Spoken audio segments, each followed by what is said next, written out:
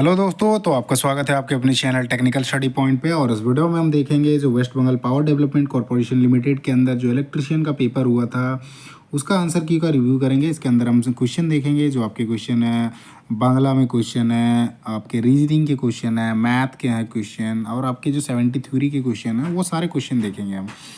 इन क्वेश्चनों में जो भी चीज़ें आपको डाउट लगता है उन चीज़ों को आप ज़रूर बताना है ना, और कमेंट के माध्यम से उन चीज़ों का आपको जो भी क्यूरी चाहिए होगा तो उस चीज़ का बताना। पेपर जो हुआ था 6 और 7 तारीख को हुआ था, तो 6 तारीख का जो पेपर है वो है यहाँ पे अवेलेबल है, तो इसका हम रिव्यू करेंगे। जिसमें आपका बंगला का जो पोर्शन है बंगाली का उसको छोड़ देंगे क्योंकि मुझे बंगाली नहीं आती है।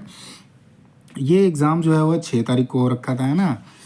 बाकी एक एक करके वीडियो में देखते हैं। जो क्वेश्चन है सारे आपके है ना, 10 क्वेश्चन है बंगाली के, वो छोड़ देंगे। बाकी सारी 90 क्वेश्चन जो है आपके मैथ, रीजनिंग और जो थ्योरी पोर्शन के क्वेश्चन है वो सारे हम देखेंगे। तो चलिए हम देखते हैं एक एक करके क्वेश्चन को। सो इसमें देखते हैं तो यहाँ पे जो है आपका WBPDCL West Bengal Power Development Corporation है रिक्रूटमेंट। इस वक्त पेपर 6 तारीख और 7 तारीख को 2 दिन का पेपर था। इसमें से आपका 6 तारीख का जो है वो अवेलेबल है, जिसमें आपका टाइम दे रखा है। टेस्ट टाइम जो था 12:30 बजे से लेकर 2:30 बजे तक, और सब्जेक्ट जो है मतलब पोस्ट जो है आपका ऑपरेटर, टेक्नीशियन, इलेक्ट्रीशियन, है ना। तो इसमें पहला क्वेश्चन जैसे देखते हैं तो पहला क्वेश्चन जो है ये आपका बंगाली में है ना। चूँकि मुझे ये पढ़ना नहीं आता है जिसके कारण मैं इसको एक्सप्लेन नहीं कर पाऊँगा। तो हम आते हैं जो बांग्ला पोर्शन है उसको हम छोड़ देते हैं, बंगाली पोर्शन को। उसके बाद हम चले आते हैं आगे। तो 7, ये 8 और नेक्स्ट 9 और ये 10, यहाँ से क्वेश्चन में आते हैं ना। तो यहाँ से आपका रीजनिंग का पोर्शन है। जैसे इसमें डम जो है रिलेटेड है SJB क्यू से certain way based on English alphabetic order, मतलब डम जो है SJB क्यू से रिलेटेड है। उसी तरह से जो है LCUJ जो है ये आपका ARJY से रिलेटेड है। तो इसमें पूछा है कि EVNC जो है किससे रिलेटेड होगा बाकी सब में से, है ना। तो इसको पहले ना आपको देखना पड़ेगा। जैसे D से आया आपका S, है ना, तो D का जो होता है आपका 4 होता है और S का जो होता है 19 होता है। इस पर डिफरेंस जो है 15 का डिफरेंस है ना। और U जो आता है वो आपका 21 आता है, और J जो आता है वो आपका 10 में आता है। तो मतलब इसमें 11 का डिफरेंस है ना। एक प्लस हो रहा है, एक माइनस हो रहा है। ये इसमें प्लस हो रहा है, इसमें माइनस हो रहा है ना। नेक्स्ट जो है आपका M जो है, M आपका होता है 13 होता है ना। और आपका B जो होता है वो 2 होता है। इसमें आपका 11 का डिफरेंस है, 11 की तरह माइनस हो रहा है। तो नेक्स्ट जो है B, ये आपका B जो है रिलेटेड टू Q है। B का 2 होता है और Q का जो होता है वो आपका 17 होता है। तो इसमें रिलेटेड जो है 15 का है। 15 मीन्स इसमें भी आपका बढ़ रहा है ना। तो 15-11 ऐसे हो रहा है रिलेशन। नेक्स्ट दूसरा में हम देख लेते हैं जो आपका LCUJ और ARJY है। इसमें L का जो होता है वो आपका 12 होता है और आपका A जो होता है 1 होता है। इसमें डिफरेंस जो है 11 का डिफरेंस है, मतलब माइनस इसमें हो रहा है। C जो होता है वो आपका 3 होता है और R जो होता है आपका 18 होता है, मतलब इसमें आपका 15 बढ़ रहा है ना। नेक्स्ट जो है आपका U जो है, U आपका होता है 21 और J जो होता है वो होता है आपका 10। इसमें आपका जो है 11 का डिफरेंस है। J जो होता है इधर हो गया 10, तो ये आपका 10 हो जाएगा। और Y जो होता है वो आपका होता है 25, है ना। तो ये 15 का डिफरेंस है, मतलब 11-15 का चल रहा है दोनों में। तो इसमें भी सेम हम करेंगे। E का जो है E जो होता है वो आपका 5 नंबर पे होता है। तो 5 से हम यदि 15 जोड़ते हैं, 15 11 जोड़ेंगे तो नहीं, 15 जोड़ देते हैं तो 20 का आपका T आता है। T इसमें है और इसमें है ना। देन आपका देखते हैं V जो होता है वो आपका होता है 22 में। V जो होता है 22 होता है, उससे हम 11 माइनस करेंगे, है ना, मतलब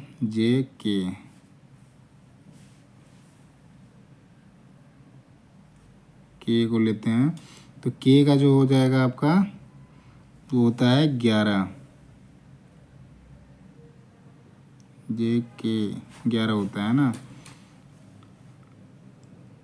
इसमें जो डिफरेंस आ रहा है 11 का आ रहा है, इसमें 11 का है ना। C जो है, C में आपका डिफरेंस आ रहा है N और C।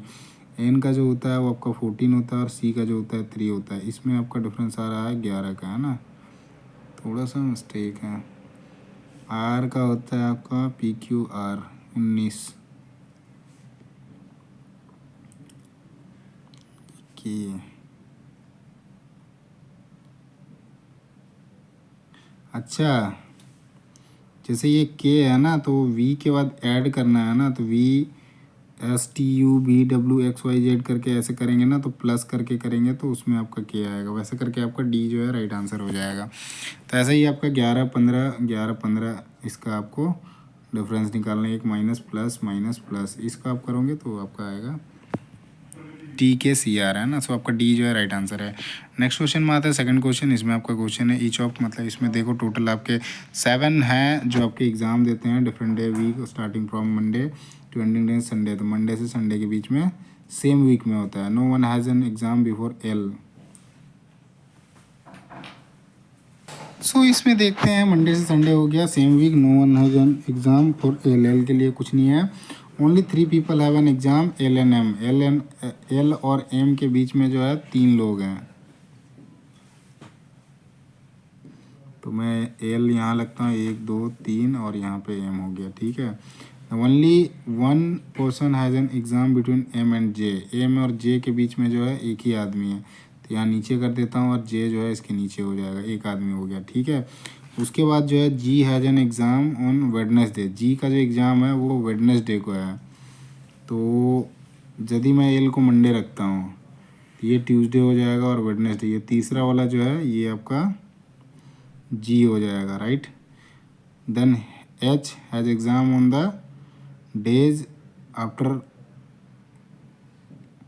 1 but 1 of days before K, मतलब के से एक दिन पहले होता है ना। तो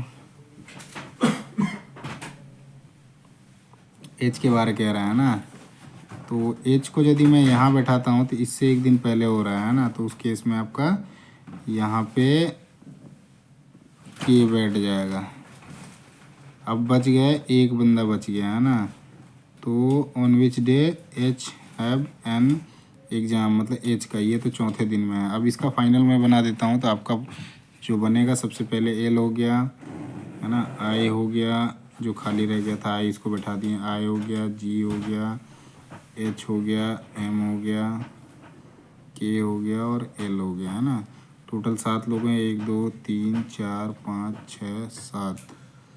अब जैसे एल को इसने मंडे मान रखा है ऑलरेडी, है ना, ये जो है आपको मंडे है।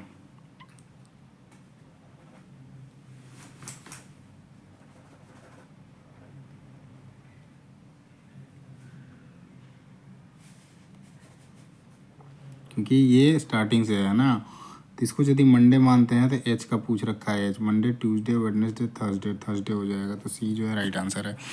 नेक्स्ट आते हैं थर्ड क्वेश्चन। इसमें आपका प्लस माइनस करना है। ए स्टैंड फॉर डिवाइड है, B stand for multiplier, C stand for plus है, डी स्टैंड फॉर माइनस है। What will be the complex question mark, यहाँ पे क्या आएगा। तो ये आपका 17 सी दे रखा है, सी का मतलब आपका जोड़ है, 17 + 12। ए की जगह पे आपका डिवाइड है, 6 हो जाएगा, है ना। दैन डी की जगह पे आपका माइनस है, 2 हो जाएगा। बी की जगह पे मल्टीप्लाई है, 3 हो जाएगा। यहाँ पे 2 हो गया, 17 2 19 हो गया और 19 में 6 घटाएंगे तो आपका 13 हो जाएगा। सी जो है राइट आंसर है। बॉडमास का रूल इस्तेमाल करना है इसमें। फिर नेक्स्ट आते हैं 4 नंबर। इसमें आपका क्वेश्चन है, is the number of death of infant before reaching the age of 1 year in a particular year of 100 live birth. मतलब 100,000 बच्चों का जन्म होता है एक साल के अंदर। तो इसमें से मोर्टेलिटी रेट पूछ रही है, बेसिकली जो नंबर ऑफ डेथ हो रहे हैं एक साल के अंदर में उसको क्या बोलते हैं, और खालिस्तान में भरना है तो उसको इन्फेंट मोर्टेलिटी रेट बोलते हैं ना। जो आपका एक साल के अंदर में जो 1000 बच्चों में जिनकी मृत्यु हुई उसको बोलते हैं infant mortality rate. Next question में आते हैं 5 नंबर। इसमें आपका क्वेश्चन है, on simple interest certain money of amount 1500 रुपये इन 2 year and 2200 in 4 year, find the rate of interest per annum. तो देखो इसमें आपका दे रखा है जो सिंपल इंटरेस्ट है 1500 रुपया 2 साल के अंदर और 2200 रुपया जो है वो 4 साल के अंदर है। तो रेट ऑफ इंटरेस्ट निकालना है, पर एनम कितना है ना। तो इसमें जैसे हम करते हैं, तो इसमें जैसे देखते हैं कि एस आई का है ना, एक अब 4 साल का है, एक 2 साल का है। तो इसका जैसे डिफरेंस निकालते हैं तो ये आपका 2 साल का कमाई निकालते हैं ना 2 ईयर का। तो 2 ईयर में ये कितना कमा रहा है, 700 रुपया। 1500 से 2200 गया ना, तो 700 का डिफरेंस आया, तो ये 2 ईयर में 700 का आ गया। तो एक साल का आपका कितना आएगा, 350 आएगा। एक साल का 300 आ रहा है। अब यहाँ पे पहले उसका क्या है, इसमें निकालते हैं 1500 वाले में, तो यहाँ पे 1500 हो जाएगा और इसको निकाल देते हैं 1500 में से माइनस कर देते हैं 2 साल का, 2 इंटू 350 है ना, मतलब ये 700, 1500 माइनस 700 तो ये आपका 800 हो गया। 800 जो है ये हमारा प्रिंसिपल आ गया है ना, अमाउंट मतलब ये मूलधन जो है प्रिंसिपल आ गया हमारा 800। अब इसी को एसआई मतलब बैठा देते हैं। एसआई का जो फॉर्मूला होता है वो आपका PRT/100 होता है ना, सॉरी 1000 लिख दिया, 100 होता है। तो हमें क्या निकालना है, रेट ऑफ इंटरेस्ट निकालना है। तो इसमें हम बैठा देते हैं R बराबर जो हो जाएगा SI इंटू 100 बट्टा ये आपका P जो है इंटू T हो जाएगा, राइट है।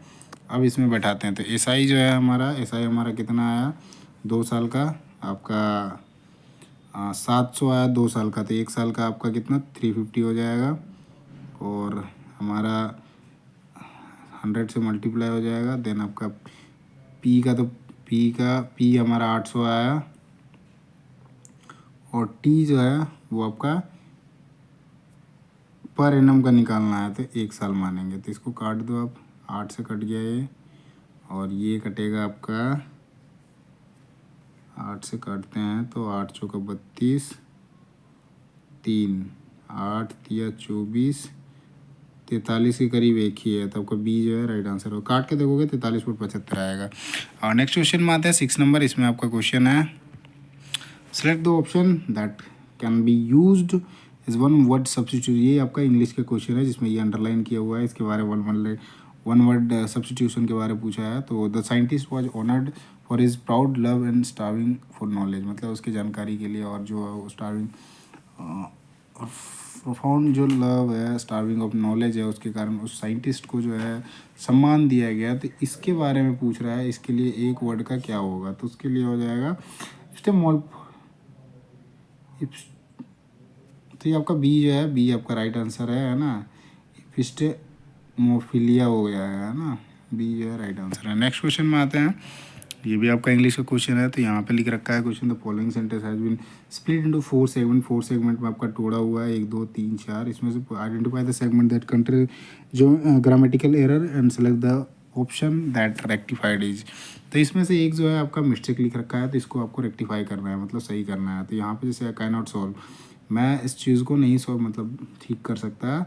दिस अलजेब्रा प्रॉब्लम, जो अलजेब्रा का प्रॉब्लम है, इट इज़ मोर हार्डर नहीं होगा, it is harder than I doubt, मतलब जितना मुझे आता है उससे ये ज़्यादा है। तो आपका बी जो है राइट आंसर है। इट इज़ मोर हार्डर के जगह इट इज़ हार्डर होना चाहिए, है ना। नेक्स्ट क्वेश्चन में आते हैं 8 नंबर। ओके, इसमें मिरर का दे रखा है, select the mirror image, correct mirror image given figures on in the mirror. अब देखो ये जो है ना, ये वाला इस साइड कैसे दिखेगा, है ना। तो ये तो देखो ये चीज़ें अब कैसे कैसे आएगी, थोड़ा मैं पहले फ़ोटो में है, तो ये पहला फ़ोटो नहीं होगा, है ना, पहला फ़ोटो नहीं होगा क्योंकि ये इधर का इधर ही है। ये वाला जो पोर्शन है ना वो उल्टे साइड जाएगा। तो देखते हैं कौन से में है, इसमें भी नहीं है, सी में भी नहीं है, ये डी में भी है, डी में है ना। ये जो पोर्शन है ये वाला, ये इसमें इस साइड आया हुआ है, इसमें भी आया हुआ है, लेकिन इसको ना इधर ही रख रखा है। और दूसरी चीज़ है, मैं जूम आउट ही कर देता हूँ इसको, है ना, जिससे आपको सारा का सारा फिगर दिख जाए। एक फिगर तब भी नहीं दिख रहा है, तो आपका डी हो जाएगा फाइनली, है ना, क्योंकि इसको फिगर का आपको मिरर के इमेज में आपको देखना पड़ेगा। ये जो है सबसे पहले आ जाएगा, ये आ जाएगा, है ना। देन आपका ये वाला जो है यहाँ पे आ जाएगा। देन आपका ये जो पोर्शन है ये भी आ जाएगा यहाँ पे, है ना। और सारी चीज़ें उल्टा करते जाओ बस। एक बीच से आ रहा है तो ये इस ओर जाएगा, अपोजिट हो रहा है ना।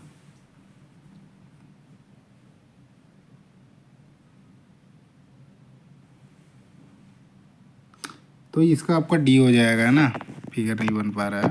तो ये जो है इसमें आपका परफेक्ट आ रहा है। नेक्स्ट क्वेश्चन में आते हैं। सो 9 नंबर क्वेश्चन है, इसमें आपका क्वेश्चन है which of the following legislative provision allow for the direct principle of DPSP के बारे citizens of decision making process in the legal local government level in India. तो इसमें पूछा है कि आपका लेजिस्लेटिव प्रोसेस प्रोविज़न क्या है जिसमें आपका DP the direct participation of citizenship के लिए जो है उसमें आपका डिसीजन मेकिंग प्रोसेस दिया हुआ है लोकल गवर्नमेंट लिए जो गवर्नमेंट ऑफ इंडिया है उसके द्वारा। तो उसका 74 कॉन्स्टिट्यूशन अमेंडमेंट जो हुआ था उसमें ये चीज़ हुआ था कि डायरेक्ट पार्टिसिपेट कर सकते हैं आप decision making process local government के द्वारा। तो आपका 74 का अमेंडमेंट जो हुआ था उसमें इस चीज़ का प्रोविज़न है ना। सो बी जो है आपका राइट आंसर है। नेक्स्ट क्वेश्चन में आते हैं 10 नंबर। इसमें आपका क्वेश्चन है parts of sentence are given below in jumble order are in the parts in the correct order. Meaningful sentence बनाना है। इसमें पहला जैसे इसमें आंसर ही देख लेते हैं QRPS दिया हुआ है। तो क्यू जैसे है it is amazing how a good, तो मतलब ये अनोखा है कितना अच्छा है ना। देन आपका आर लिख रखा है so camera man can do wonder in his camera showcase. जो भी चीज़ कैमरा मैन है वो उस कैमरे की मदद से उस चीज़ों को दिखा रहा है। और पी में लिखा है इवन द सिंपल, यदि सिंपल भी ऑर्डिनरी थिंग भी एक्स्ट्रा ऑर्डिनरी है so to strongly increase the visual appeal. D जो है राइट आंसर। देखो मेन है इस चीज़ों में आपको अरेंजमेंट करने का एक एक चीज़ आना करना पड़ेगा है ना। हर एक का मीनिंग निकालना पड़ेगा फिर निकालना पड़ेगा। जैसे आपका क्यों इट इज़ अमेजिंग है तो क्योंकि स्टार्ट से ही आपका सब्जेक्ट सबसे पहले आपका आएगा। सब्जेक्ट आपकी क्यू में ही है किसी भी ऑप्शन में। इसमें आपका एक QPRS करके है ना। तो उसमें जैसे देखते हैं तो क्यू के बाद पी है ना, मतलब पहले जाएगा it is amazing how good even the simple. तो ये चीज़ कंप्लीट नहीं होता है। तो उसी केस में हम आते हैं जो अमेजिंग दिख रहा है उसको दिखा कौन रहा है, तो एक कैमरा मैन दिखा रहा है, उसके कैमरा से उस चीज़ को शोकेस कर रहा है। तो इसके हिसाब से आपका डी जो है वो राइट आंसर है। मतलब पार्टिकुलर मीनिंग बनना चाहिए उस चीज़ों का। 11 नंबर क्वेश्चन है कि Dussehra exhibition 2025 that attract large crowd on was held in which place. तो आपका कहाँ पे जो है दशहरा एग्जीबिशन जो है 2025 के अंदर हुआ था जहाँ पे बहुत अधिक मात्रा में लोग जो हैं लोगों का जो हुजूम है वो उमड़ा था। तो आपका मैसूर में हुआ था है ना। ये जो है आपका राइट आंसर है। मैसूर में एक मैसूर पैलेस है वहाँ पे आपका एग्जीबिशन होता है Dussehra exhibition. Okay next question में आते हैं। सो 12 नंबर क्वेश्चन है। इसमें आपका क्वेश्चन है refer the following letter series and answer the question.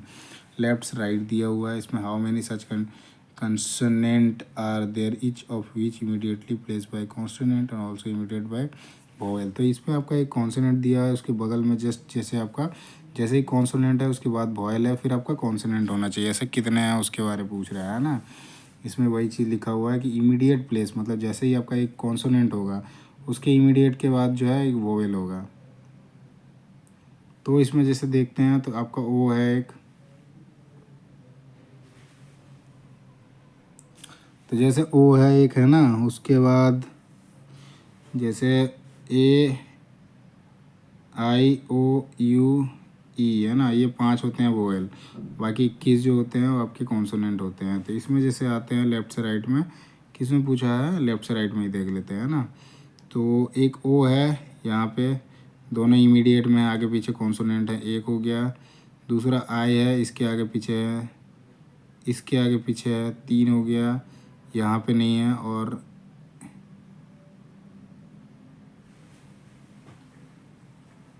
एक तो ओ हो गया है ना, दूसरा जो है ये आई हो गया, तीसरा जो है ये आई हो गया, चौथा जो है ये आपका 3 ही आ रहे हैं। थोड़ा मिस्टेक कर रहा हूँ, रुको। इधर से यदि देखते हैं तो इसमें आपका नहीं है, एक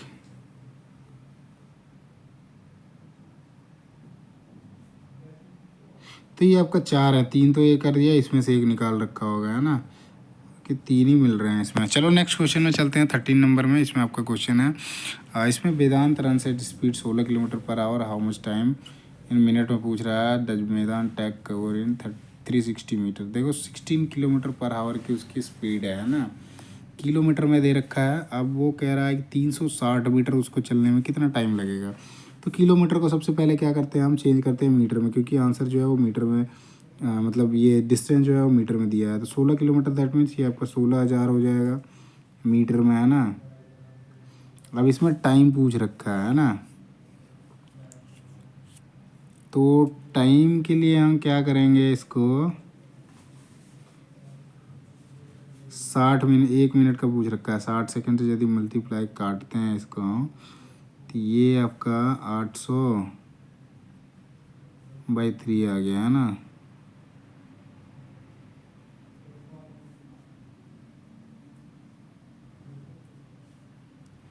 ये 800/3 आ गया। टाइम इज इक्वल टू हमारा हो जाएगा डिस्टेंस अपॉन स्पीड हो जाएगा। तो हमारा डिस्टेंस दिया हुआ है 360 मीटर, 360 मीटर बाय 800/3 है ना, 360/800/3 है ना। तो 3 जो है ये ऊपर चला जाएगा, इसको काट देते हैं, 1 शून्य 1 शून्य गया, इधर आपका चला जाएगा 4 बार में, 8 चौके 32 नहीं गया ना, 3, चलो 18 दूनी 36, 40 दूनी 80, 9 दूनी 18, 20 दूनी 40, 9 तिया 27/20 हो जाएगा है ना।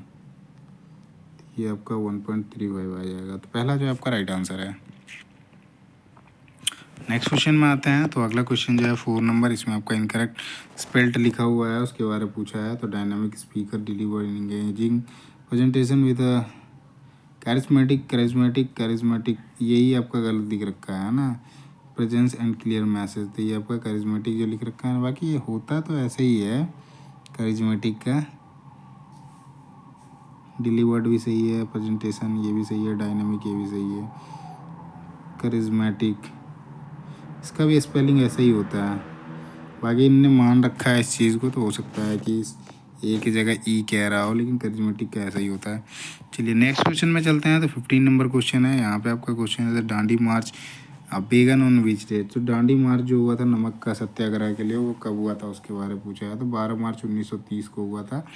ये आपका साबरमती आश्रम से लेकर स्टार्ट हुआ था, और दांडी जो है आपके केरल में वहाँ तक आपका चला था है ना।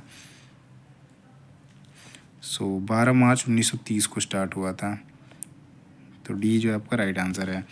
नेक्स्ट क्वेश्चन में आते हैं 16 नंबर। इसमें आपका क्वेश्चन है following sentence has been split 4 segment इसमें दिया हुआ है। इसमें से पूछा है कि ग्रामेटिकल एरर किस में है।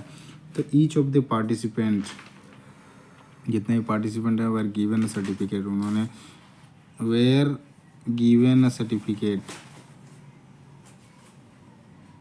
After the successful completion of the 3-day workshop. Grammatical error पूछ रहा है ना, ये वेयर के जगह ना हैज हो जाएगा।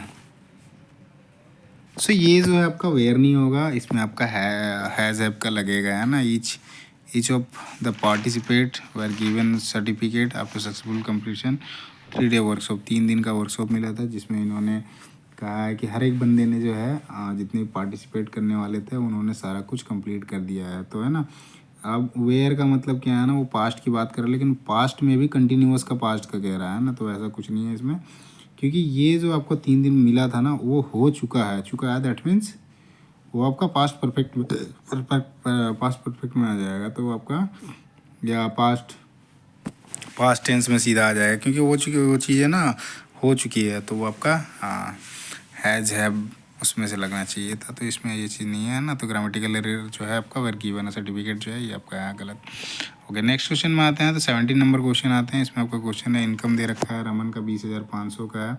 सेव जो है 22% करता है, जो 20,500 है उसमें से 22% जो है उसकी सेविंग है।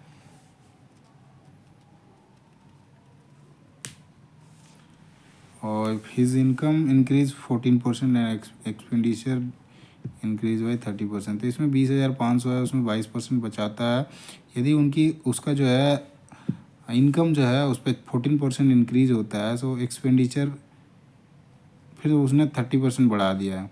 सेविंग कितना होगा उसके बारे में पूछ रहा है। तो इसमें जैसे इनिशियल इनकम देखते हैं तो 20,500 है ना, ये आपका इनिशियल इनकम है, और इसमें जो है इनिशियल इनकम कर देते हैं। इसमें सेविंग जो है इसका ये आपका 22% कर रहा है, मतलब इसका हम 22% यदि निकालते हैं 20,500 का, तो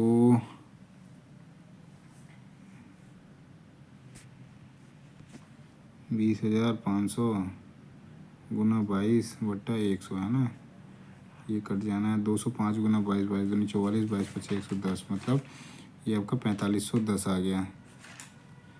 इतना सेविंग कर रहा है ना। अब इसका क्या है, इनिशियल एक्सपेंडिचर में आते हैं तो 20,500 में जो है 4510 को घटा देते हैं, है ना।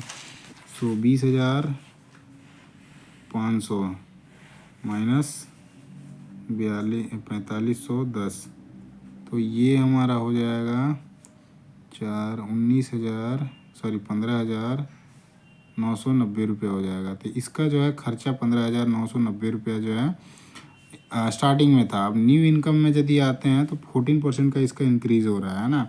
सो 14% का इंक्रीज़ किस में हो रहा है, 20,500 में हो रहा है ना। तो 20,000 का हम 14% निकालते हैं, तो 14% निकालते हैं तो ये आपका सीधा हम इसको ऐसे कर देते हैं 1 प्लस, मतलब जैसे 14% इंक्रीज है तो 114/100 हो जाएगा ना। तो ये 1.14 हो गया है। इसको मल्टीप्लाई कर देते हैं 20,500 से, तो ये आ जाएगा आपका 20,000, हाँ 20,500 मल्टीप्लाई 1.14 है ना। तो ये हमारा आएगा 23,370 रुपया। अब ये इतना कमा रहा है ना। और इसमें क्या कर रहा है, इसकी बढ़ोतरी हो गई 30% हो गया। अब इसका खर्चा का बढ़ोतरी हो गया है ना। तो इसमें हम कर देते हैं 23,370 इसका आया इनकम का, है ना, नया इनकम का। अब एक्सपेंडिचर में निकालते हैं तो पहले जो इसका खर्चा था वो 15,990 रुपया था, है ना। इसमें इसने कितना करा, 30% बढ़ा दिया। 30% मतलब 130/15,990 गुना 130/100, मतलब 1.30 है ना। इसको इसमें मल्टीप्लाई करते हैं तो ये हमारा आ जाएगा 15,990 गुना 1.30 है ना। तो ये आपका आएगा 15 का 15 तिया 45, मतलब 20,000 प्लस आएगा। तो 20,787 आएगा, है ना, 20,787 रुपये आएगा। अब नया जो एक्सपेंडिचर है, मतलब उस नया जो इनकम आया है वो आया है हमारा 23,370 रुपया, 23,370 रुपया। और एक्सपेंडिचर आया 20,787 रुपया। तो इसमें हम डिफरेंस निकालते हैं, हम 23,370 माइनस 20,787। तो इसको यदि हम घटाते हैं तो हमारा निकल के आएगा 10 में 3, ये गया 8, 16 में 8 8, इसके बाद ये गया 5 और ये आपका 2, मतलब 2,583 रुपया उसका सेविंग आ गया, है ना। तो ये तो आया हमारा अभी करंट का सेविंग। और पहले जो हमारा था वो हमारा 22% सेविंग था, वो हमारा आ रहा था 4,510 रुपया, है ना। अब ये दोनों में यदि डिफरेंस निकालते हैं हम तो ये हमारा निकल के आएगा 1,927 रुपया आएगा। तो यही जो है आंसर दे रखा है। तो आपका डी जो है आपका सही उत्तर है। नेक्स्ट आते हैं 18 नंबर क्वेश्चन। इसमें आपका क्वेश्चन है, project elephant was launch in India in the year of. तो प्रोजेक्ट एलिफेंट जो है वो कब लॉन्च किया गया था। तो प्रोजेक्ट एलिफेंट जो है वो आपका 1992 के अंदर लॉन्च किया गया था। और ये आपका दलमा प्रोजेक्ट जो है सबसे पहले इसमें स्टार्ट हुआ था, है ना। दलमा में एलिफेंट का प्रोजेक्ट सबसे पहले स्टार्ट किया गया था। दलमा जो है ये आपका झारखंड के अंदर पाया जाता है, पाया जाता नहीं है, वहाँ पे अवेलेबल। सो यहीं पे आपका प्रोजेक्ट एलिफेंट सबसे पहले स्टार्ट किया गया था। सो डी जो है आपका राइट आंसर है। नेक्स्ट क्वेश्चन में आते हैं 19 नंबर। इसमें आपका क्वेश्चन है, which of the following number pairs in pair of को प्राइम नंबर। इसमें पूछा है कि आपका को prime number pair is a pair of को प्राइम।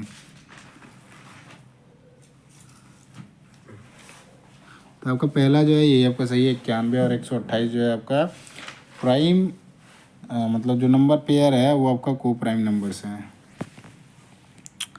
सहअभाज्य संख्याएं बोलते हैं इसको हिंदी में, है ना। ओके नेक्स्ट क्वेश्चन में आते हैं 20 नंबर क्वेश्चन। सो यहाँ पे क्वेश्चन जो है ये आपका A and be started business start किया जिसमें 35,000 इन्वेस्ट किया ए ने, बी ने 20,000। 5 महीने के बाद में जो है ना बी छोड़ दिया, मतलब 5 महीने तक इसमें इन्वेस्ट किया। सी फिर ज्वाइन करता है और 15,000 रुपये इन्वेस्ट करता है और 1 साल के अंदर में 84,750 रुपये का प्रॉफिट होता है। तो बी का यहाँ पे शेयर प्रॉफिट पूछ रहा है कितना होगा। सो हम यहाँ पे क्या करते हैं ना, तो ए का निकालते हैं। ये ए तो हटा नहीं है ना, तो ए का जैसे हो जाएगा तो ये आपका 35,000 कर रहा है, ये आपका 12 महीने तक चल रहा है। ये जो है 20,000 बी लगा रहा है, ये आपका चल रहा है 5 महीने तक, है ना। और सी जो है मतलब ये आपका 15,000 लगा रहा है और ये आया है 7 महीने तक, है ना। अब जैसे इसका लेते हैं हम, तो हम काट देते हैं। ये 3 शून्य कट गया, ये 3 शून्य, ये 3 शून्य, है ना। अब एक बार 3 से भी काट देते हैं। 5 तिया 15, अच्छा नहीं है, 5 से काट देते हैं। 3 पचे 15, 5 चौका 20 और 5 सत्ते 35, मतलब एक जो आ गया आपका 12 सत्ते 84। ये आपका आ जाएगा 5 चौका 20 और 7 तिया 21। ये रेशियो आया फाइनली, है ना। 84 20 21 का, 84 20 और 21 का रेशियो आया। अब इसमें प्रॉफिट इनका कितना है, तो प्रॉफिट जो है 84,750 रुपया है। 84,750 रुपया है। अब टोटल जोड़ते हैं तो टोटल हमारा अब निकालने बोला है बी का शेयर, मतलब 20 का निकालने बोला है। और टोटल हमारा जो है कितना, 20 20 40 और 125 हो जाएगा। 125 गुना 84, इसको हम काट देते हैं। 4 पचे 20, 25 पचे 125, 25 से इसको काट देते हैं तो ये हमारा कट जाएगा। 25 दिया 75, क्लियर लिख देता हूँ थोड़ा, है ना। तो 20/125 इंटू 84,750, 4, ये 25 हो जाएगा। 25 से काटता हूँ, 25 दिया 75, 5 और 9 97, 25 चौका 125 दिया 75। अब ये रह गया कितना, 22, 25 पचे 125, 25 अठे 200, 25 9 3390 आया। उसको 4 से मल्टीप्लाई करेंगे तो 13,560 आएगा। ओके, सो ये जो है आपका राइट आंसर है। उसके बाद क्वेश्चन आते हैं, तो यहाँ से आपका क्वेश्चन जो है टेक्निकल प्रोफेशनल नॉलेज का क्वेश्चन आ रहा है। तो इनको सारे क्वेश्चन को एक एक करके देखेंगे। जितना आपका नॉन टेक्निकल का पोर्शन है, जिसमें मैथ था, रीजनिंग था, इंग्लिश था और बंगाली का था, है ना। तो बंगाली का छोड़ दिया हमने, तो 10 क्वेश्चन बंगाली के थे, बाकी 20 क्वेश्चन हमने देखा, है ना। अब इसमें से हम थ्योरी का कुछ पोर्शन देखते हैं। ओके, सो इसमें देखते हैं। पहला क्वेश्चन इसमें है कि आपका एक 3 phase balance load is connected in delta पर कन्फिग्रेशन। ये तो फेज वोल्टेज दे रखा है 220 और करंट जो है 5 एम्पियर का है। तो इसमें लाइन करंट पूछ रखा है कितना होगा। ये आपका डेल्टा कनेक्शन में कन्फिग्रेशन में कनेक्टेड है 3 फेज बैलेंस लोड में। इसमें आपका वोल्टेज है, ये करंट है और लाइन करंट पूछ रखा है ना। ये फेज करंट है 5 एम्पियर का। तो इसमें फॉर्मूला बैठता है एक, आप I L is equals to जो होता है, मतलब line current is equals to √3 into I P होता है ना। सॉरी आई पी कह रहा हूँ, एल पी होता है लाइन, सॉरी आई पी हो गया, है ना। ये फेज करंट बोल सकते हो आप इसको। तो यहाँ पे √3 से हम इसको 5 एम्पियर को मल्टीप्लाई कर देते हैं तो लाइन करंट आ जाएगा, तो 5√3 आ जाएगा। सो डी जो है आपका राइट आंसर है। नेक्स्ट क्वेश्चन में आते हैं। सो इसमें आपसे सेकंड क्वेश्चन है, loose electrical connection in a food mixture cause. कारण पूछ रखा है जो आपका फूड मिक्सचर होता है, इसमें जो लूज जो होता है, मतलब ढीला इलेक्ट्रिकल कनेक्शन दिया जाता है, उसका मेन कारण क्या है या होता क्या है उससे क्या हो सकता है यदि आपका लूज इलेक्ट्रिकल कनेक्शन होगा। उसमें आपका स्पार्किंग एंड ओवर हीटिंग होता है। सो इसलिए जो है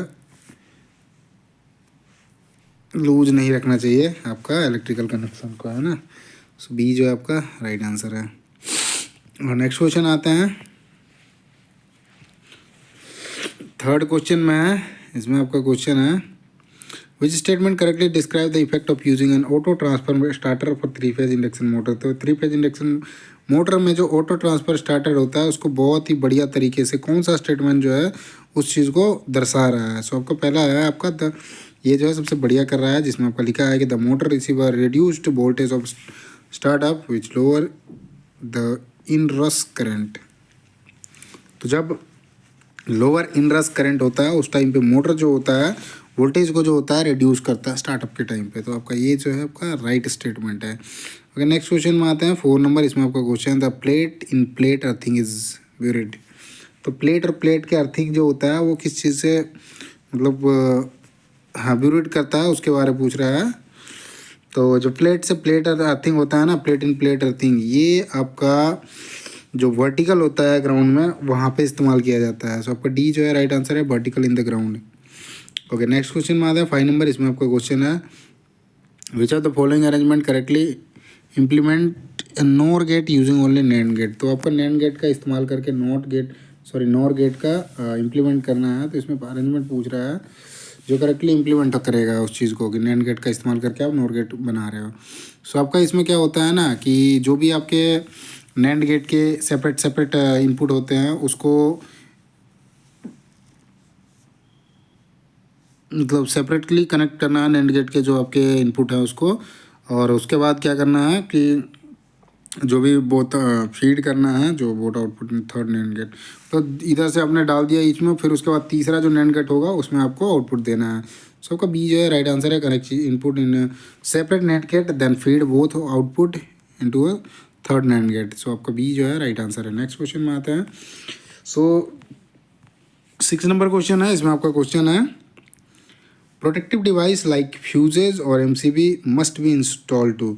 तो फ्यूजेज मतलब ये बेसिकली देखो प्रोटेक्टिव डिवाइसेस होते हैं जिसमें फ्यूज हो गया, एमसीबी हो गया, तो ये कहाँ पे इंस्टॉल किया जाना चाहिए उसके बारे में पूछ रहा है ना। तो जहाँ पे ओवरलोड या फिर शॉर्ट सर्किट की समस्या आ सकती है ना वहाँ पे इन चीज़ों को इंस्टॉल किया जाना चाहिए, जिससे क्या है ओवरलोड को या फिर शॉर्ट सर्किट के दौरान इन चीज़ों को बचा सके, है ना। शॉर्ट सर्किट हो गया या ओवरलोड हो गया तो आपके जो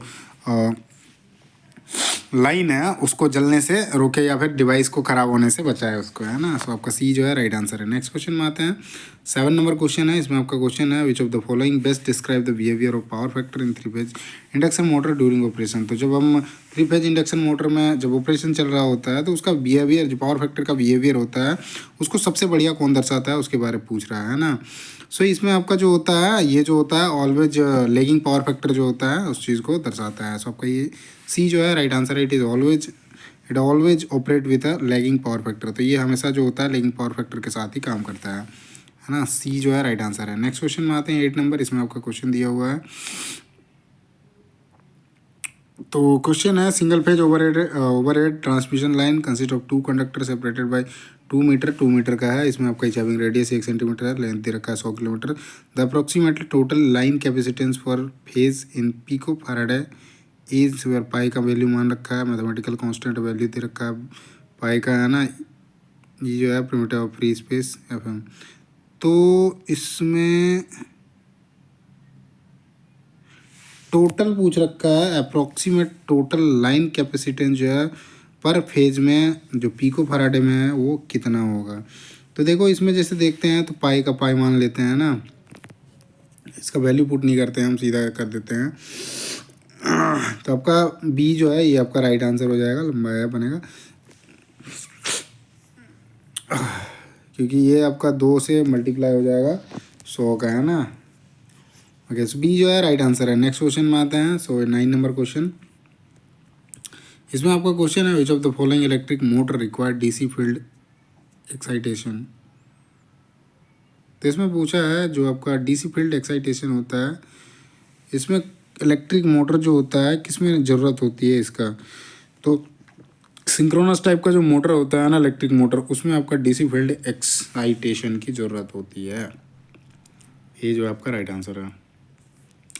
10 नंबर क्वेश्चन देखते हैं। इसमें आपका क्वेश्चन है which of the following lamps operate on the electric gas discharge principle. इसमें पूछा है कि कौन सा लैंप जो होता है इलेक्ट्रिक गैस डिस्चार्ज प्रिंसिपल पे काम करता है। तो आपका नियॉन साइन लैंप जो होता है ना ये आपका इलेक्ट्रिक डिस्चार्ज प्रिंसिपल मतलब इलेक्ट्रिक गैस डिस्चार्ज प्रिंसिपल पर काम करता है आपका नियॉन साइन लैम्प, है ना। सी जो आपका सही उत्तर है। अगले आते हैं 11 नंबर क्वेश्चन पे। इसमें आपका क्वेश्चन है which mechanism in food mixture prevent it from running if the jar or lid is not correctly positioned. तो इसमें पूछा है आपका जो आपका यदि जो आपका मिक्सचर होता है उसमें जार पूरी तरह से लीड में नहीं बैठा है तो कौन सा मिक्सचर, अच्छा इसमें पूछ रहा है कि which mechanism is food mixture prevent is running तो जार, अच्छा जार जो है वो प्रॉपर पोजीशन पे नहीं बैठा रहता है। सो उसमें कौन सा मैकेनिज्म जो होता है उसको बचाने का काम करता है उसके बारे। तो उसमें आपका लॉकिंग सिस्टम होता है जार में, है ना, और साथ ही लीड इंटरलॉक होता है जिसके कारण वो नहीं भी फंसा है तो वहाँ पे वो बढ़िया से वो इधर उधर नहीं हो सकता है ना। जो आपका मिक्सचर होता है ना, जिसमें आपका मिक्सचर ग्राइंडर जो होता है उसमें आपका इस तरह का होता है। तो जार में ही आपका देखना उसमें आपका स्क्वायर टाइप का मतलब क्रॉस जो होता है वो कटा हुआ होता है तो उसके द्वारा वो बैठता है वहाँ पे प्रॉपर। सो वही चीज़ है कि jar locking system with lead interlock, तो उसको आपका करेक्टली पोजिशन बनाए रखता है ना। सी जो आपका राइट आंसर है। नेक्स्ट आते हैं 12 नंबर क्वेश्चन। ओके, सो इसमें क्वेश्चन है आपका select the correct machine matching for DC and its application. तो डीसी जनरेटर में और इसके जो एप्लीकेशन है उनको करेक्टली मैच करना है। जैसे सीरीज जनरेटर जो होता है ना, सीरीज जनरेटर आपका वोल्टेज बूस्टर के लिए इस्तेमाल किया जाता है। संट जनरेटर जो होता है ये आपका इलेक्ट्रोप्लेटिंग के लिए इस्तेमाल किया जाता है। डिफरेंशियल कंपाउंड जनरेटर जो होता है ये आपका आर्क वेल्डिंग के लिए इस्तेमाल किया जाता है। सो आपका ए का जो है 3 हो जाएगा, ए का 3 पहले में, संट जनरेटर का है बी हो जाएगा, बी का 2, सी का 1, है ना। सो आपका पहला जो है ये आपका राइट आंसर है। हाँ, नेक्स्ट क्वेश्चन में आता है 13 नंबर। इसमें आपका क्वेश्चन है what is the use to make a single phase motor self starting. तो सिंगल फेज मोटर जो होता है सेल्फ स्टार्टिंग का उसको किस लिए बनाया जाता है उसके बारे में पूछ रहा है। Use to make what is, क्यों बनाया जाता है। तो आपका एक्सिलरी जो वाइंडिंग होती है ना, what is use to make single phase motor self starting. तो इसमें आपका एक्सिलरी वेल्डिंग होता है ना, डी जो आपका राइट आंसर है। नेक्स्ट क्वेश्चन में आता है 14 नंबर। इसमें आपका क्वेश्चन है salient pole rotor are generally used in, है ना। तो जो साइलेंट पोल रोटर होता है वो जनरली कहाँ पे यूज़ किया जाता है या फिर किस में यूज़ किया जाता है उसके बारे में पूछ रहा है। सो आपका लो स्पीड अल्टरनेटर होता है उसमें आपका साइलेंट पोल रोटर का इस्तेमाल किया जाता है ना। सो सी जो है आपका राइट आंसर है। नेक्स्ट क्वेश्चन में आता है 15 नंबर। इसमें आपका क्वेश्चन है if the cooking range show no power at all what should be first check to be, है ना। तो आप यदि जो कुकिंग रेंज का पावर मतलब जो हीटर मान लो आप, हीटर इसे लिखा नहीं है लेकिन इसमें कुकिंग रेंज का लिख रखा है, इसमें आपका पावर नहीं दिखा रहा है। तो आपको सबसे पहले क्या देखना चाहिए। तो आप पावर दिखा ही नहीं रहा है तो हम सबसे पहले क्या देखेंगे, पावर ही देखेंगे और फ्यूज देखेंगे। तो आपका बी जो है राइट आंसर है, check power supply and fuse, क्योंकि ये ऑलरेडी दे रखा है कि आपका पावर जो है वो शो नहीं कर रहा है तो हम पावर ही चेक करेंगे बेसिकली, है ना। बी जो आपका सही उत्तर है। 60 नंबर क्वेश्चन है। इसमें आपका क्वेश्चन है pipe earthing system installation which of the following is correct, है ना। तो पाइप अर्थिंग सिस्टम जो लगाया जाता है उसमें आपको पूछ रहा है कि 3 ऑप्शन दिए हुए हैं, इसमें से कौन कौन से ऑप्शन जो है आपका करेक्ट है। तो पहला दे रखा है the main function of pipe earthing is safely conducted fold correct current into the ground through low resistance path. तो आपका पहला जो है ये आपका सही उत्तर है। दूसरा लिख रखा है कि कॉपर और galvanised iron pipe are typically use due to their connectivity and corrosion resistance. हाँ, ये भी सही है ना, क्योंकि कॉपर और जो होता है आपका गैल्वेनाइज्ड आयरन इसमें बढ़िया कोरोजन रेजिस्टेंस होता है और जो ये होता है विद्युत की कंडक्टर होता है, इलेक्ट्रिसिटी इसमें आसानी से पास हो जाती है, उसके लिए भी इस्तेमाल किया जाता है ना। और तीसरा लिख रखा है salt and charcoal are added around the pipe to make, ना ना ना ना ये नहीं होता है। ये जो होता है नीचे डाला जाता है ना, जहाँ पे और उसका तार जो होता है फाइनल जाके एंड होता है ना, वहाँ पे डाला जाता है। सो आपका ये जो है तीसरा ये आपका गलत लिख रखा है। सो पहला दूसरा जो है ये आपका राइट है। और 17 नंबर क्वेश्चन देखते हैं। इसमें आपका क्वेश्चन है good earthing system must have है। तो जो आपका एक अच्छा अर्थिंग सिस्टम है वो कैसा होना चाहिए उसके बारे में पूछ रहा है। तो low resistance path to earth, है ना। तो सी जो है आपका मतलब जब आप ग्राउंड पे जाएगा ना वो अर्थिंग जो लीकेज हो गया कहीं पे तो वो ग्राउंड पे जाएगा तो उसमें आपको लो रेजिस्टेंस होना चाहिए जिससे आपका जो भी करंट लीक हो गया है वो डाउन हो जाए, मतलब ग्राउंड हो जाए जल्दी से। तो आपका सी जो है सही उत्तर है, low resistance path to earth. ये आपका जो है एक अर्थिंग एक अच्छा अर्थिंग सिस्टम जो है होता है या होना चाहिए, है ना। 18 नंबर क्वेश्चन देखते हैं। इसमें आपका क्वेश्चन है what does the one hand rule electric safety main. So electrical safety main में जो एक हाथ का रूल होता है वो किस चीज़ को दर्शाता है। तो ये जो है हमेशा क्या है कि one hand away well working life part. तो इसमें कह रहा है कि जब भी जहाँ पे कहीं पे आपका लाइव पार्ट जो होता है वहाँ पे जब आप काम कर रहे होते हैं तो हमेशा एक हाथ को दूर रख के keep on and away while working part two reduce current path. तो करंट पाथ को रिड्यूस करने के लिए जो होता है, जिससे मतलब एक हाथ से काम करना चाहिए, उसके बारे कह रहा है। सो ये जो है आपका राइट हैंड मतलब सेफ्टी के पर्पज़ से है। सो ये आपका ये जो है राइट आंसर है कि एक हाथ से आपका जब काम कर रहे होते हैं लाइव पार्ट पे तो उससे क्या होता है ना, करंट को रिड्यूस करता है। मतलब एक रास्ता जो होता है ना वो रास्ता नहीं मिलता है थ्रू द हार्ट, क्योंकि हमारा पंपिंग होता है ना तो उससे सीधा चल जा सकता है। तो उस चीज़ का है। सो ये जो है आपका राइट आंसर है। नेक्स्ट क्वेश्चन में आते हैं 19 नंबर। इसमें आपका क्वेश्चन दे रखा है व्हेन मेजरिंग डीसी वोल्टेज। जब हम डीसी वोल्टेज को मेजर करते हैं, मापते हैं, इधर digital multimeter display negative sign, उसमें आपका नेगेटिव साइन दिखा रहा है मल्टीमीटर में, है ना। लाइक जैसे आपका -12 वोल्ट का दिखा रहा है। So what is this indicate about the probe connection. तो उसमें प्रोब कनेक्शन जो है उस चीज़ का क्या दिखा रहा है, तो वो जो है ना आप गलत लगा रखे हो, या फिर मतलब जैसे रेड का होता है ब्लैक का होता है तो उसमें आपने दूसरा लगा रखा है जिसके कारण जो है वो नेगेटिव आ रहा है। The red and black probes are reverse relative to the polarity, जिसके कारण उसमें नेगेटिव साइन आ रहा होता है। डी जो है आपका राइट आंसर है।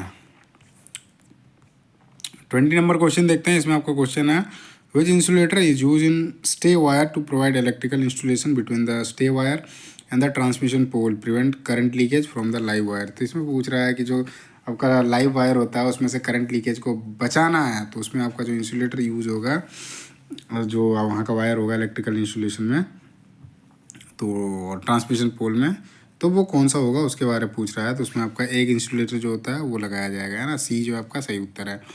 नेक्स्ट आते हैं 21 नंबर क्वेश्चन। इसमें आपका क्वेश्चन है इन अ डीसी जनरेटर। जो तो डीसी जनरेटर में कह रहा है कि what happen when the armature coil has more turns.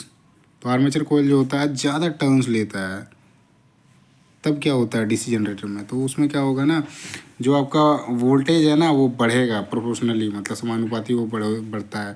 So induce voltage जो होता है वो राइज करता है प्रोपोर्शनली, है ना। सो बी जो आपका राइट आंसर है। नेक्स्ट क्वेश्चन में आते हैं 22 नंबर क्वेश्चन। इसमें आपका क्वेश्चन है a ceiling fan is operated through a conventional resistive speed controller. How does the electrical current drawn by the fan change when the speed setting is lowered. इसमें पूछा है कि जो सीलिंग फैन होता है, मतलब जो छत में लगता है या ऊपर जो लगता है, ceiling fan operated through conventional से रेजिस्टिव स्पीड कंट्रोलर, है ना। स्पीड कंट्रोल के द्वारा घुमाते हैं जिसमें आपका रेगुलेटर लगा रहता है। How does the electrical current drawn by the fan change when the speed setting lowered, है ना। स्पीड सेटिंग जो होता है लोवर्ड होता है, तो उस केस में आपका इलेक्ट्रिक करंट जो होता है फैन को कैसे चेंज करता है उसके बारे में पूछ रहा है। तो उसमें आपका करंट जो होता है रिड्यूस होता है और वोल्टेज ड्रॉप होता है क्रॉस द कंट्रोलिंग रजिस्टर। तो आपका सी जो है आपका सही उत्तर है। Current reduce due to voltage drop cross the controlling resistor. आगे नेक्स्ट क्वेश्चन में आते हैं 23 नंबर क्वेश्चन। इसमें आपका question the working principle of 3 phase induction motor is based on. तो 3 फेज इंडक्शन मोटर जो होता है कौन से प्रिंसिपल पे काम करता है उसके बारे में पूछ रहा है। सो आपका रोटेटिंग मैग्नेटिक फील्ड के जो प्रिंसिपल है उस पर काम करता है। सो बी जो आपका राइट आंसर है। अगले क्वेश्चन में आते हैं 24 नंबर क्वेश्चन। इसमें आपका क्वेश्चन है which type of DC motor reflects minimum change in speed from no load to full load condition. इसमें कौन से टाइप का डीसी मोटर जो होता है जिसमें रिफ्लेक्ट होता है कि मिनिमम चेंज होगा स्पीड में, जिसमें आपका किसी भी प्रकार का लोड नहीं होगा, या फिर आपका मतलब नो लोड से किसी भी प्रकार का लोड नहीं होगा और फुल लोड तक उस कंडीशन में, तो आपका वो शंट मोटर होता है ना। सो बी जो है आपका सही उत्तर है।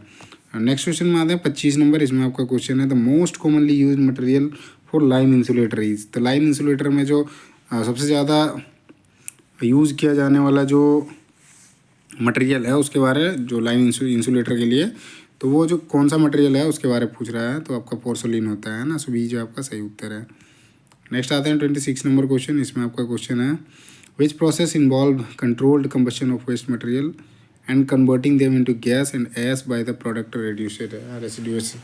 इसमें पूछा है कि जो आपका एक वेस्ट मैनेजमेंट प्रोसेस होता है जिसमें आपका जो होता है जो बेकार हो गया आपका वेस्ट मटेरियल हो गया तो उसको क्या करा जाता है, कंबस्शन करके उसको गैस में चेंज किया जाता है या फिर जो होता है एस मतलब राख बना दिया जाता है। तो आपका इंसिनरेशन होता है, उसमें आपका इंसिनरेशन एक प्लांट होता है जिसमें आपका वेस्ट मटेरियल को जो होता है और चेंज किया जाता है गैस में या फिर आपका आपका एस जो होता है बेसिकली आपका राख में बदल के फिर आगे प्रोसेस के लिए भेजा जाता है। तो उसके बारे में पूछा है, उस प्रोसेस का नाम पूछा जाता है ना, तो इंसिनरेशन होता है। डी जो आपका सही उत्तर है।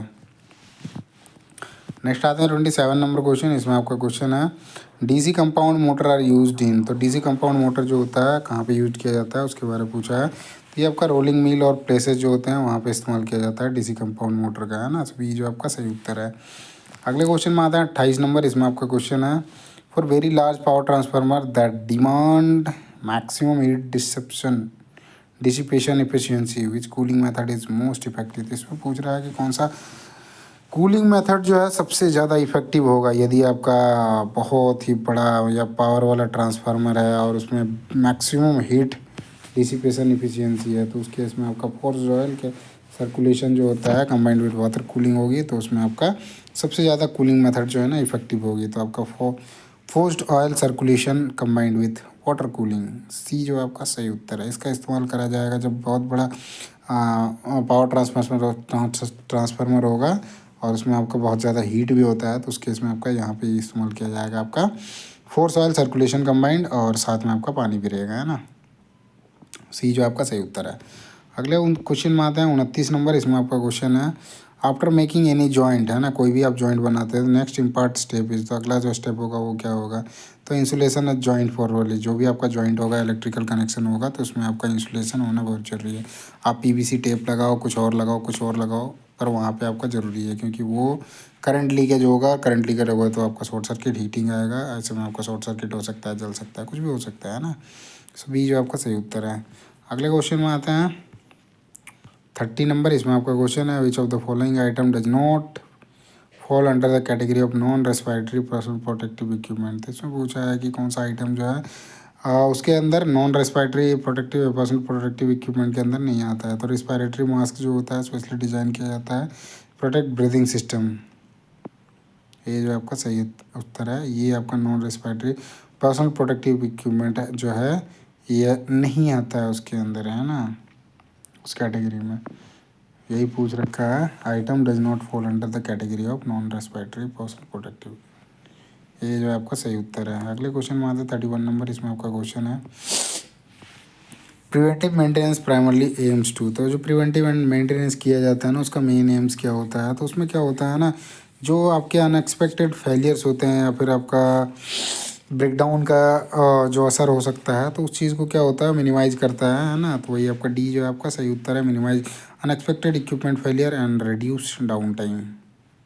डाउन टाइम मतलब वही आपका ब्रेकडाउन का कह रहा है ना। और जो भी ब्रेकडाउन मतलब अनएक्सपेक्टेड फेलियर आते हैं ना इक्विपमेंट्स में, वो चीज़ें टाइम टू टाइम चेक करते रहने से वो फेलियर नहीं आता है ना। तो डी जो है आपका सही उत्तर है। नेक्स्ट आता है 32 नंबर क्वेश्चन। इसमें आपका क्वेश्चन है अ distributor differs from A feeder because. तो इसमें से पूछा है कि डिस्ट्रीब्यूटर जो होता है वो अलग होता है फीडर से, है ना, क्योंकि क्योंकि क्यों होता है उसके बारे में पूछ रहा है। तो ये क्या करता है ना, पावर जो होता है कंज्यूमर तक सप्लाई करता है ना, supply power to consumer at various tapping point. उसी के कारण डिस्ट्रीब्यूटर जो होता है डिफरेंस होता है फीडर से। सो ये जो आपका राइट आंसर है। नेक्स्ट आते हैं 33 नंबर क्वेश्चन। इसमें आपका क्वेश्चन है when entering an area with extremely high voltage or exposed energise parts which type of sign should be posted. तो आप किसी एक ऐसे एरिया पे जा रहे हो जहाँ पे हाई वोल्टेज मतलब बहुत ही ज़्यादा हाई वोल्टेज है या फिर एनर्जाइज पार्ट होते हैं, तो वहाँ पे किस तरह का साइन जो होता है साइन का पोस्टर होना चाहिए। तो वहाँ पे आपका डेंजर का होना चाहिए, है ना। सो डी जो आपका राइट आंसर है। अगले क्वेश्चन में आते हैं 34 नंबर क्वेश्चन है। इसमें आपका क्वेश्चन है in the deviation of EMF equation for a 3 phase alternator the factor 4.44 arise from which mathematical simplification. तो ये कह रहा है कि कैसे कैसे आ रहा है ना। ये मैं जो 3 फेज अल्टरनेटर होता है उसमें फैक्टर 4.44 दे रखा है। इसमें आपका कैसे आ रहा है मैथमेटिकल सिंप्लीफिकेशन दे रखा है। तो इसमें आपका जो है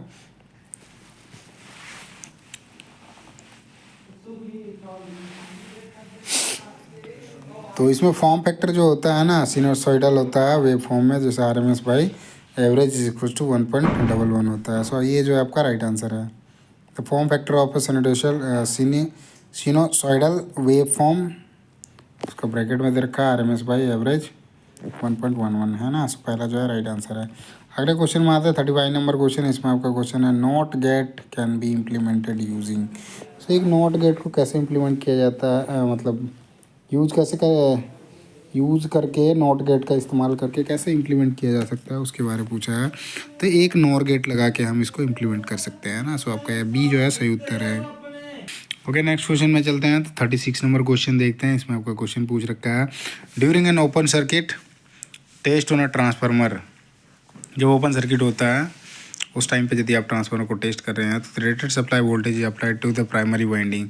उस टाइम पे जो आपका रेटेड सप्लाई वोल्टेज होगा वो अप्लाई होगा प्राइमरी वाइंडिंग में। This is a primary done so that major core iron losses represent which of the following operating status. तो उस टाइम पे जो होता है आपका प्राइमरी जो मेजर कोर होगा वो लॉसेस करेगा। तो उस चीज़ का आप जो है फॉलोइंग ऑपरेटिंग स्टेटस उस टाइप पे क्या ऑपरेट करेगा उसका स्टेटस बताओ, है ना। सो उसमें आपका लॉसेस अंडर नॉर्मल ऑपरेशन हो गया, where flux equal rated value. तो आपका ये जो आपका सही उत्तर है। अगले क्वेश्चन में आता 37 नंबर क्वेश्चन। इसमें आपका क्वेश्चन है which of the following statement is correct for a 3 phase balance data connection. तो इसमें जो सवाल पूछ रखा है करेक्ट स्टेटमेंट के बारे, जो आपका 3 फेज बैलेंस डेल्टा कनेक्शन होता है उसके लिए कौन सा स्टेटमेंट सही है। तो जो आपका डेल्टा कनेक्शन होता है 3 फेज बैलेंस डेल्टा कनेक्शन, उसमें आपका फेज करंट जो होता है हमेशा कम होता है लाइन करंट से। तो आपका डी जो है सही उत्तर है। The phase current is always less than line current. 38 number question में आते हैं। इसमें आपका क्वेश्चन है वाइब्रेशन ऑक्योर। यदि वाइब्रेशन होता है तो इन डीसी मोटर में जब वाइब्रेशन होता है उस केस में आप मतलब कारण पूछ रहा है it may be due to. तो क्या कारण होता है जिसके कारण डीसी मोटर में जो होता है वाइब्रेशन हमें देखने को मिलता है। तो उसमें आपका जो होता है रोटर जो होता है अनबैलेंस या फिर मिसअलाइनमेंट होता है, उसके कारण आपको वाइब्रेशन देखने को मिलता है। सो बी जो आपका राइट आंसर है unbalance rotor or misalignment. Next आता है 39 नंबर क्वेश्चन। इसमें आपका क्वेश्चन है which high intensity discharge lamp is commonly use for lightning large outdoor area like sports stadium industrial facility due to it excellent white light colour rendering. तो पूछा है कि high intensity discharge जो lamp होता है commonly बहुत बड़े area में लाइटनिंग लार्ज बड़े आउटडोर जैसे आपका स्पोर्ट्स स्टेडियम हो गया इंडस्ट्रियल फैसिलिटी हो गया और वहाँ पे जो होता है इसका excellent white light colour rendering होता है। सो इसमें पूछा है कि आपका कौन से टाइप का जो होता है HID लैम्प का इस्तेमाल करेंगे। तो आपका मेटल हाइलाइट लैम्प जो होता है उसका इस्तेमाल होता है ना। सो सी जो आपका सही उत्तर है। नेक्स्ट आते हैं 40 नंबर क्वेश्चन। इसमें आपका क्वेश्चन दे रखा है A4 to 1 मल्टीप्लेक्सर लेगा एज इनपुट वैल्यू।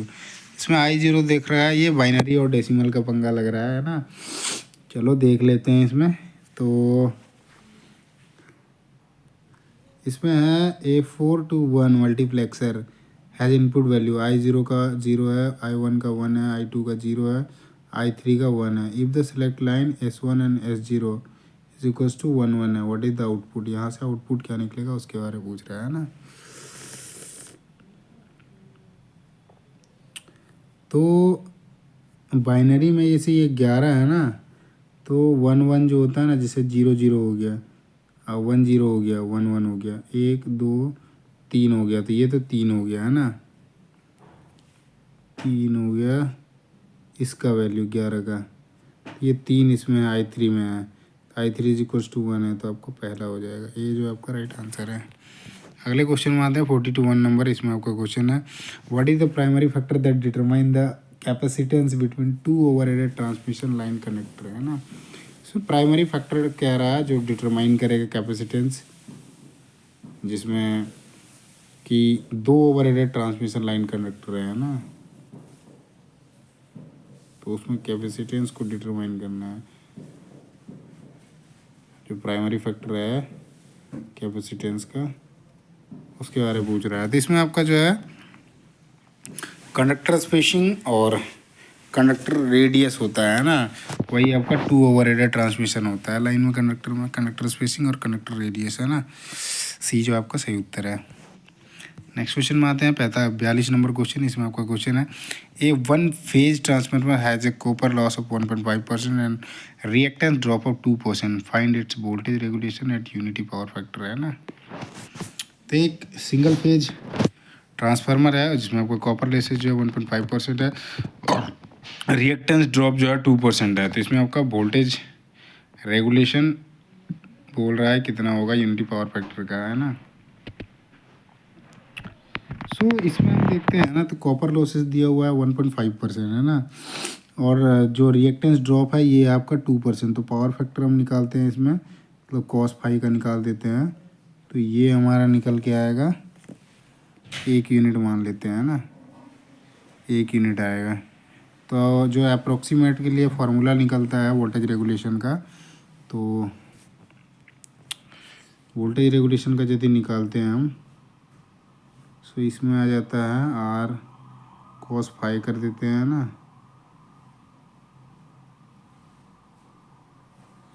प्लस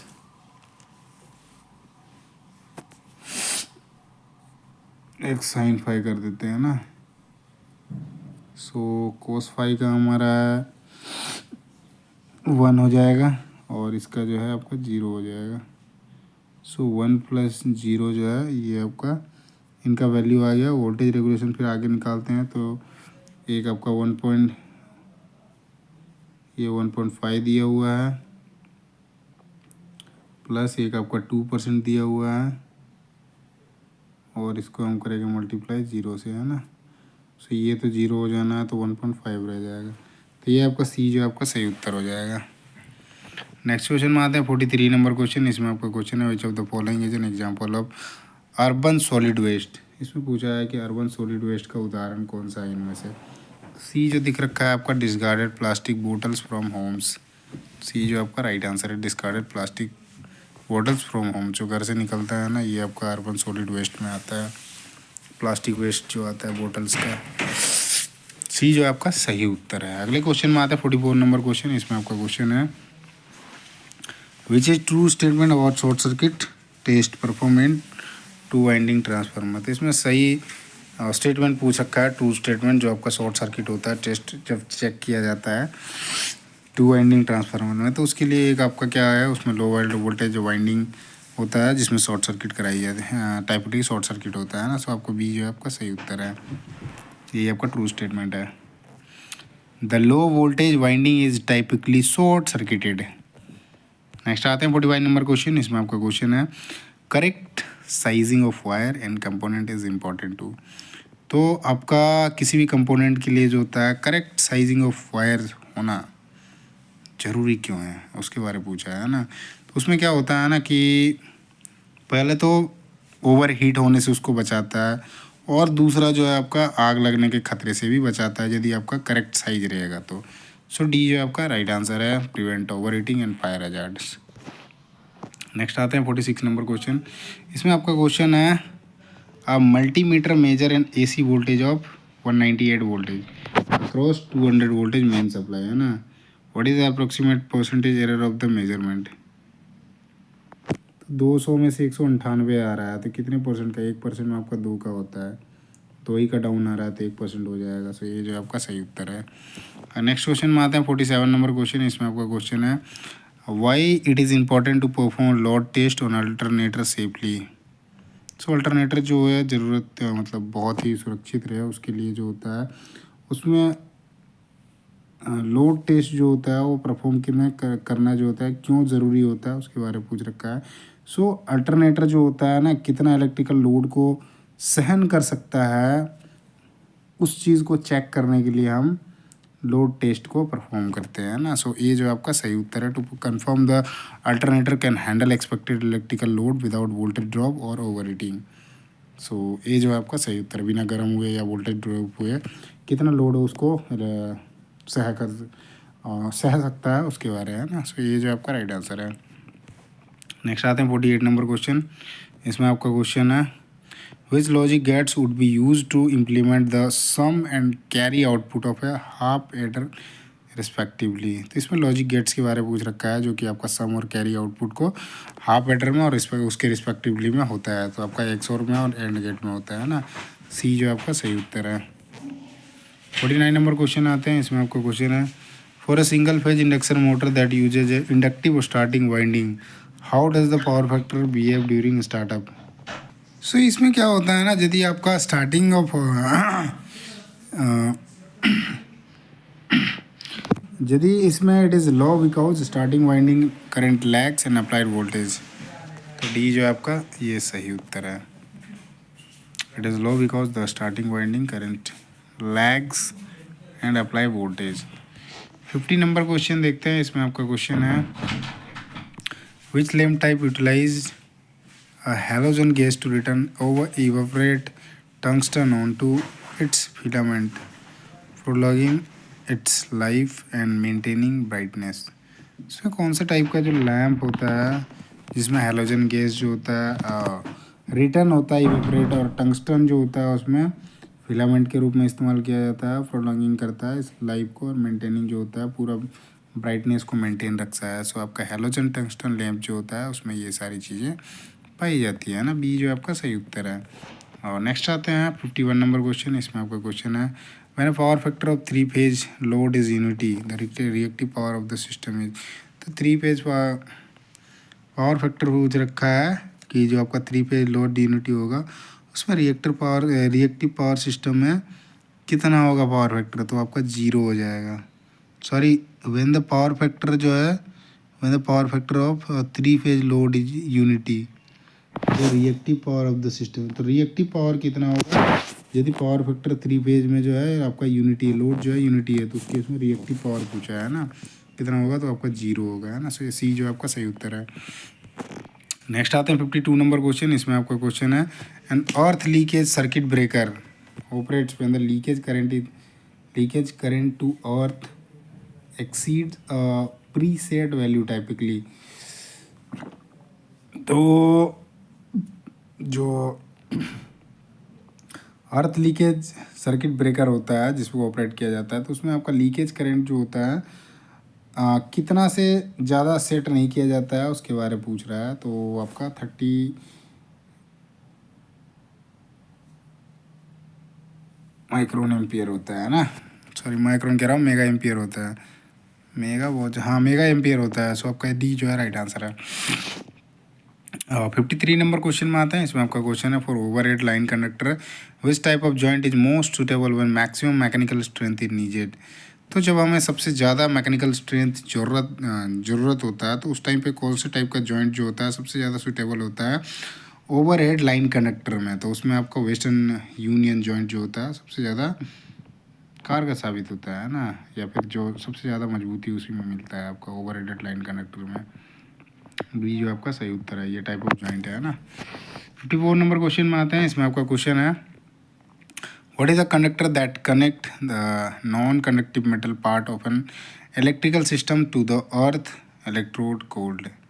इसमें पूछा है कि जो आपका कंडक्टर के बारे है, इसमें आपका नॉन कंडक्टिव मेटल पार्ट होता है आपका इलेक्ट्रिकल सिस्टम में, जो कि आपका अर्थ इलेक्ट्रोड को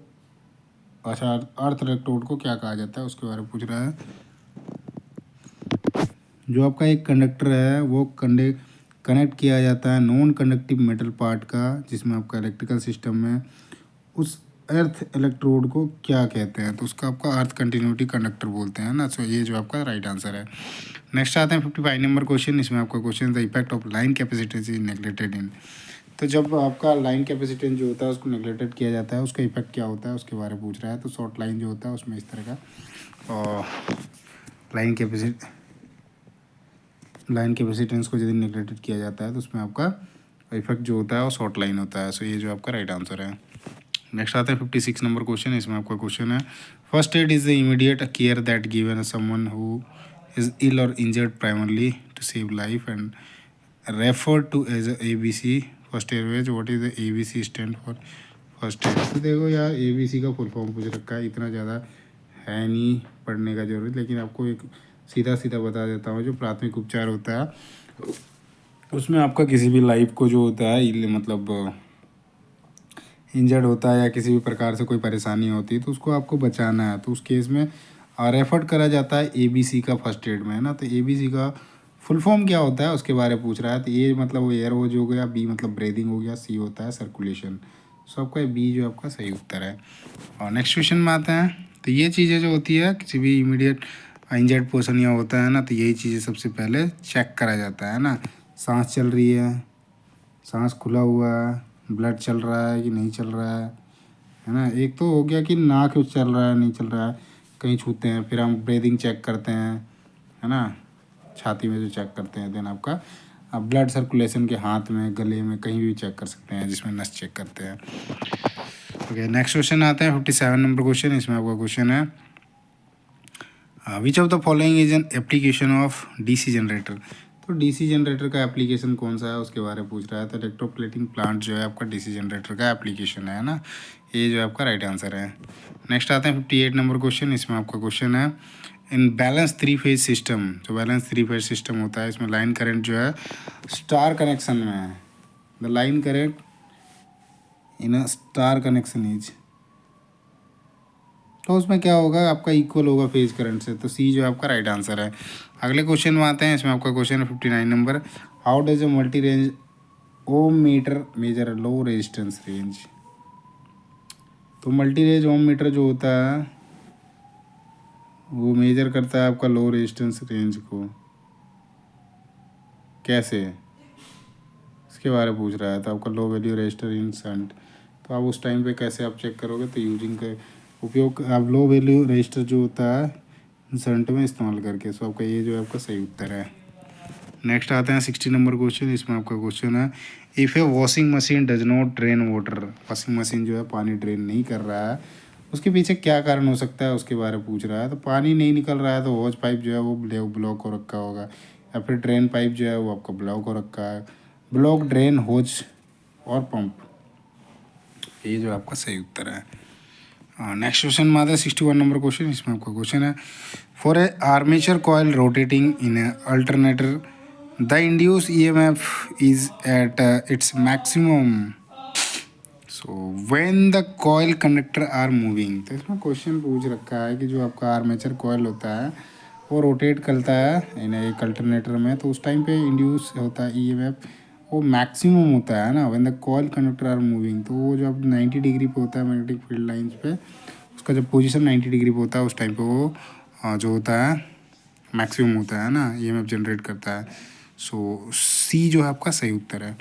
नेक्स्ट आते हैं 62 नंबर क्वेश्चन। इसमें आपका क्वेश्चन है why does the pointer of a megohmmeter remain at any position at an on the scale when the instrument is not operating। तो इसमें पूछा है कि जो आपका पॉइंटर होता है मेगाओमीटर में रिमेन एनी पोजीशन, किसी भी पोजीशन में रखते हो the scale when the instrument is not operating, कब नहीं ऑपरेट करता है तो उस टाइम पे मीटर जो होता है lack controlling torque to return the pointer to zero, है ना। सो B जो आपका राइट आंसर है।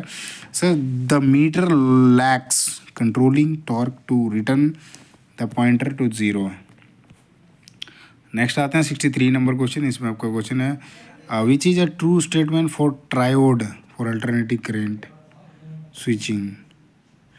तो जो आपका ट्रायोड फॉर अल्टरनेटिंग करंट होता है इसके लिए स्विचिंग, इसके लिए सही स्टेटमेंट कौन सा है। तो आपका जो ट्रायोड होता है इसमें आपके 3 टर्मिनल्स होते हैं और बाई डायरेक्शनल थायरिस्टर होता है ना। सो B जो आपका सही उत्तर है। सम टाइम पे ना इसका फुल फॉर्म पूछ लेता है, TRIAC करके लिखा है ना, TRIAC, इसका फुल फॉर्म कभी कभी पूछ लेता है, तो इस तरह का ध्यान रखना। ट्रायोड फॉर अल्टरनेटिंग करंट होता है और ये जो होता है आपका बाई डायरेक्शनल थायरिस्टर और साथ में आपका 3 टर्मिनल होते हैं। सो B जो आपका सही उत्तर है। अगले क्वेश्चन पे आता है 64 नंबर क्वेश्चन। इसमें आपका क्वेश्चन है what is the main purpose of the fins on a single phase transformer cooling system. तो आपका जो single phase transformer cooling system होता है उसमें आपका फिन्स लगाया जाता है, उसका मेन पर्पस क्या होता है। तो वो क्या करता है ना आपका टैंक का जो सरफेस एरिया होता है ना उसको बढ़ा देता है और हीट को जो है ना डिसिपेशन मतलब बाहर निकालने के लिए वो बहुत ज़्यादा इफेक्टिव होता है। तो आसानी से फिर ऑयल जो होता है ना वो ठंडा हो सकता है। तो वही होता है आपका सी जो आपका सही उत्तर है। उसमें क्या होता है, फिन्स लगा देते हैं तो वो फिन्स क्या करता है, सरफेस एरिया बढ़ा देता है to increase the surface area of the tank for more effective heat dissipation, तो हीट को जल्दी से बाहर निकाल जा सके। अगले क्वेश्चन में आते हैं 65 नंबर क्वेश्चन। इसमें आपका क्वेश्चन है why is a capacitor use in a single phase induction motor like a ceiling fan. तो सिंगल फेज इंडक्शन मोटर जो होता है जैसे कि सीलिंग फैन में इस्तेमाल किया जाता है, उसमें कैपेसिटर यूज़ करने का मेन मतलब क्यों इस्तेमाल किया जाता है कैपेसिटर को, उसके बारे में पूछ रहा है ना। सो वो क्या करता है ना कि आपका फेज को शिफ्ट करता है, प्रोड्यूस करता है रोटेटिंग मैग्नेटिक फील्ड के लिए। तो आपका to create phase shift and produce rotating magnetic field. So आपका सी जो है आपका सही उत्तर है, इसलिए आपका सिंगल फेज इंडक्शन मोटर में कैपेसिटर लगाया जाता है। नेक्स्ट आते हैं 66 नंबर क्वेश्चन। इसमें आपका सा ट्रू स्टेटमेंट पूछ रखा है जो domestic and commercial wiring layout होता है एज पर आईई रूल्स के हिसाब से। तो आपका पहला और दूसरा जो है कि load power circuit should be resistor 3000 watt से तक होना चाहिए, है ना। आपका एस टू में लिख रखा है आपका स्टेटमेंट 2 जो है आपका the load on the light and fan सब सर्किट शुड बी रेस्ट्रिक्ट, मतलब 500 वाट से ज़्यादा कम बल्ब का नहीं होना चाहिए ना। लोड लाइट जो है 500 वाट से ज़्यादा नहीं होना चाहिए। पावर सर्किट जो है आपका 3000 वाट तक होना चाहिए। और ये तो गलत है ना 500 वाट का, क्योंकि ये 3000 वाट ऑलरेडी लिख रखा है। तीसरे नंबर में the load and power circuit should not be more than 2 socket outlet. So आपका ये जो है आपका राइट आंसर है। पहला और तीसरा जो है स्टेटमेंट 1 और 3 जो है ये आपका सही है, बाकी दूसरा जो है वो गलत स्टेटमेंट है। जो डोमेस्टिक और आपका कमर्शियल वायरिंग लेआउट होता है उसके हिसाब से, जो आई रूल होता है उसके हिसाब से। नेक्स्ट आते हैं 67 नंबर क्वेश्चन। इसमें आपका क्वेश्चन है what is the estimated load for wiring in office room with 2 lamps of 50 watt each of fan 60 watt and 6 ampere socket using 100 watt. Load का पूछ रखा है कि टोटल लोड कितना, एस्टिमेटेड लोड 2 लैम्प 50 वाट, ये आपका 50 है। ये एक फैन जो है ये 60 है, और एक जो है 6 एम्पियर का सॉकेट है ये 100 है। 100 160 210 कितने हैं, 1 2 3, अच्छा 2 लैम्प है ना।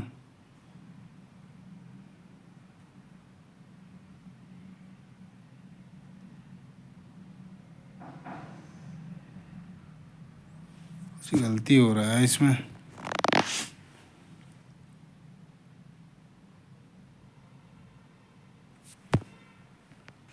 अच्छा इसी में जो है ना 2 लैंप है और एक एक का जो है 50-50 वाट का है। ईच वाला मैंने ध्यान नहीं दिया था, है ना।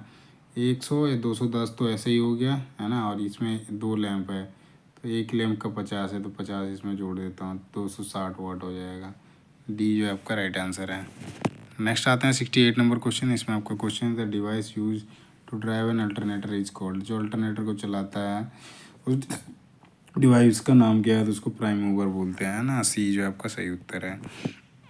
नेक्स्ट आते हैं 69 नंबर क्वेश्चन। इसमें आपका क्वेश्चन है industrial installation way the primary reason for providing dual earthing to heavy machinery. तो इसमें पूछ रहा है इंडस्ट्रियल इंस्टॉलेशन में जो होता है प्राइमरी रीज़न, प्राथमिक कारण पूछ रहा है कि जो आपका हैवी मशीनरी होता है उसमें 2 मतलब डबल अर्थिंग दिया जाता है, उसका मेन कारण क्या होता है। तो किसमें क्या होता है ना, सेफ्टी के अगेंस्ट होता है कि इलेक्ट्रिक शॉक या फिर फॉल्ट करंट ना हो, तो उस चीज़ को सुरक्षित रखे। तो provide safety against electric shock and fault current.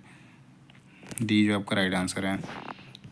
Last question देखते हैं। इसमें आपका क्वेश्चन दे रखा है 70 number in an open circuit test which of the following is measured. जब आपका ओपन सर्किट टेस्ट किया जाता है तो इसमें से आपका कौन सा जो है मेजर किया जाता है, तो आपका कोर लॉस जो है उस चीज़ को मेजर किया जाता है। सो पहला जो आपका राइट आंसर है। इस तरह से हमने सारा क्वेश्चन जो है वो देख लिया है। इसमें कुछ क्वेश्चन जो है डाउटेड थे जिसके कारण उन चीज़ों को नहीं बताया। बाकी आपको भी यदि उस क्वेश्चन पर डाउट है तो आप कमेंट में ज़रूर कीजिएगा। और बाकी इस तरह की वीडियो प्राप्त करने के लिए, इस तरह की वीडियो हो गया, आपके प्रीवियस ईयर के क्वेश्चन हो गए हैं और नए जॉब नोटिफिकेशंस हो गए हैं ना, वो यदि देखना है तो वीडियो को लाइक करें, चैनल को सब्सक्राइब करें, चैनल से जुड़ें, अपने दोस्तों के साथ शेयर करें कि इस तरह की वीडियो आपको प्रीवियस ईयर के क्वेश्चन हो गए, नए जॉब से रिलेटेड आपके नोटिफिकेशंस हो गए, उनकी जानकारी होगी, वो सारा कुछ आपको इस चैनल पे उपलब्ध होता है लगातार। और जैसे जैसे आता है, जिन चीज़ों का भी आता है वो आपको आसानी से मिल जाएगा। बाकी मैं आपसे इतना ही अनुरोध करूँगा कि आपके लिए, आप आगे कुछ करना चाहते हैं, चैनल से जुड़ें, चीज़ों को देखें, है ना। बेहतर लगे तो बेहतर करेंगे, नहीं बेहतर लगा तो फिर कुछ नहीं है ना। बाकी आप कोशिश करते रहिए, है ना। और वीडियो अच्छा लगे तो वीडियो को लाइक करें, चैनल को सब्सक्राइब करें, साथ ही अपने दोस्तों के साथ शेयर करना ना भूलें। धन्यवाद।